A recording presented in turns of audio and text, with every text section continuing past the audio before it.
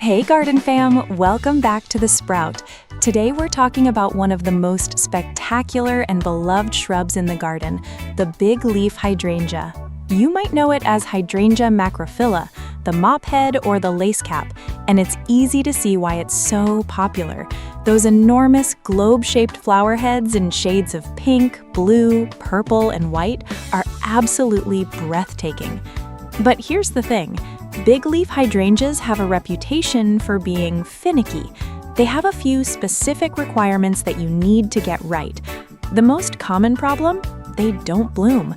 You get a big, healthy bush with no flowers, or worse, the plant dies back to the ground in winter. And that's because bigleaf hydrangeas bloom on old wood, the stems that grew the previous year. In this video, I'll teach you everything you need to know: how to plant, water, fertilize, prune, and overwinter your bigleaf hydrangea, and most importantly, how to get those incredible blooms year after year. Before we dive in, if you're new here, hit that subscribe button. We put out new gardening videos every week, and I don't want you to miss the next one. Also, drop a comment below. Do you grow bigleaf hydrangeas? What color are your blooms? I'd love to hear about it. Now, let's get into it. First, let's talk about what makes bigleaf hydrangea so special.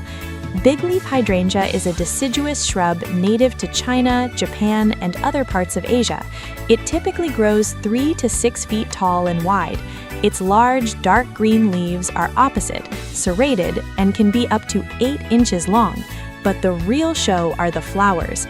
They come in two main forms: mophead, which has large globe-shaped clusters of mostly sterile flowers, and lacecap, which has a flattened cluster of small, fertile flowers surrounded by a ring of showy, sterile flowers.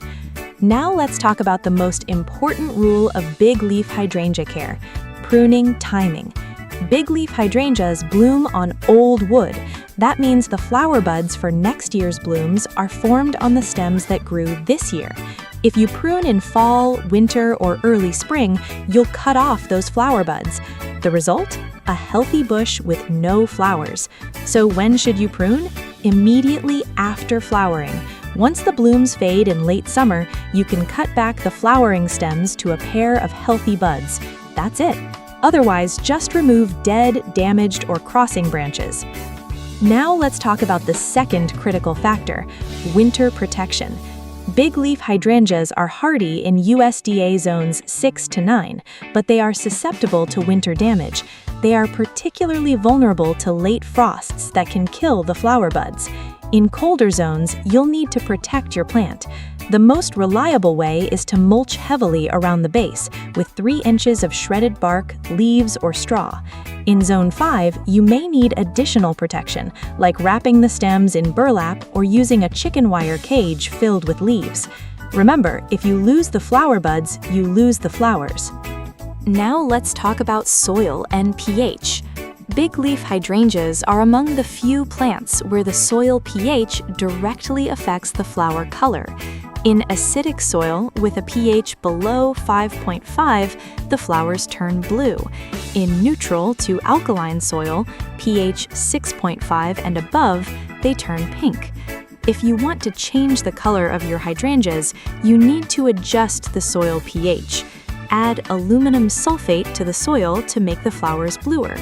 Add lime to make them pinker. This process takes time, so start treatments in late autumn or early spring. Now let's talk about light requirements. Bigleaf hydrangeas thrive in partial shade. They need about 6 hours of sunlight a day. Morning sun and afternoon shade are ideal.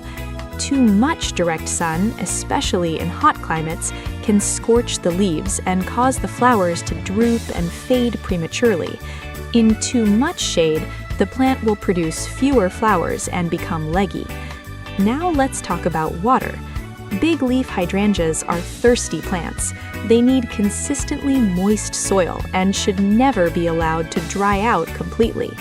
Water deeply, especially during dry spells. A layer of mulch helps retain moisture. If the soil is waterlogged, the roots can rot, so ensure the soil drains well. Now let's talk about planting. When planting, dig a hole twice as wide as the root ball. Place the plant at the same depth it was growing in its pot. Backfill with a mix of the existing soil and organic matter like peat moss, compost, or pine bark. Ensure the plant has good drainage. In heavy clay soils, consider planting on a mound or creating a raised bed. Now let's talk about fertilizing. Bigleaf hydrangeas benefit from a light feeding in early spring with a balanced fertilizer like 10-10-10. Do not over-fertilize, as this can lead to excessive leaf growth at the expense of flowers. In acidic soils, using a fertilizer formulated for acid-loving plants is a good idea. Now let's talk about common problems. Let's go through them one by one. Problem 1. No flowers.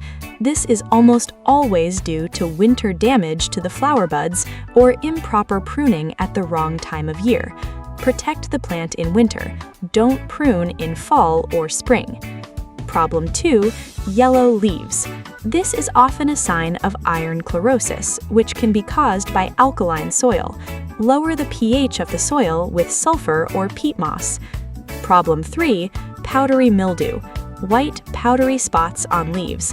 This is common in humid weather with poor air circulation. Space plants properly. Water at the base, not overhead. Problem 4. Aphids. Small insects on new growth. Spray them off with water or use insecticidal soap. Problem 5. Drooping flowers. This is a sign of heat stress or underwatering. Water deeply, especially during hot spells. Here's where you come in. Drop a comment below.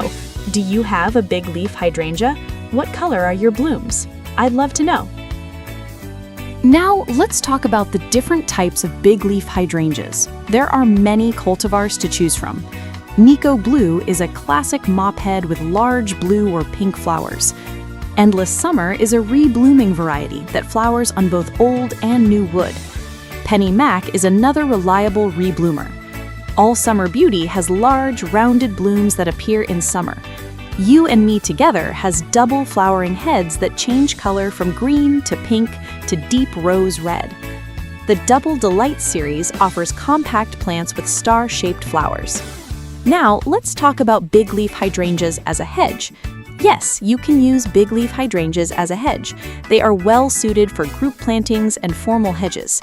Choose a variety that is well suited to your climate and space them according to their mature size. For a dense hedge, space them about 3 to 4 feet apart. Water regularly and mulch heavily. Let me give you a few quick answers to common questions. How long do bigleaf hydrangeas live? They can live for decades with proper care. When should I prune them? Immediately after flowering. Can I grow them in a container? Yes, they are excellent in containers. Why are my hydrangea flowers turning brown? This can be caused by heat stress, too much sun, or the flowers being past their peak. Cut off the spent blooms. Can I grow bigleaf hydrangea as a houseplant? They can be grown indoors for a short time, but they need a cool winter rest to survive long term. They are not true indoor plants. Let's wrap everything up. Bigleaf hydrangeas are spectacular shrubs that can be the highlight of your garden. Give them partial shade, consistent moisture, well-drained acidic soil, and protection from winter cold. The most important rules are don't prune in fall or spring and protect the plant in winter to preserve next year's flower buds. If you do this, your hydrangea will reward you with years of massive, colorful blooms. Here's the most important thing to remember. Bigleaf hydrangeas are not difficult, but they are specific. They need you to understand their rhythm. If you cut them back at the wrong time, you lose the flowers. If you don't protect them in winter, you lose the flowers. Get the pruning and protection right, and you'll be amazed at the display they put on. Before you go, hit that subscribe button if you haven't already, and leave me a comment. Are you growing bigleaf hydrangeas this year? What color? I'd love to know. Also, what plant should I cover next? Panicle hydrangea? Oakleaf hydrangea? Something else? Let me know. Thanks for watching. Take care of your garden, and it will take care of you. See you in the next video.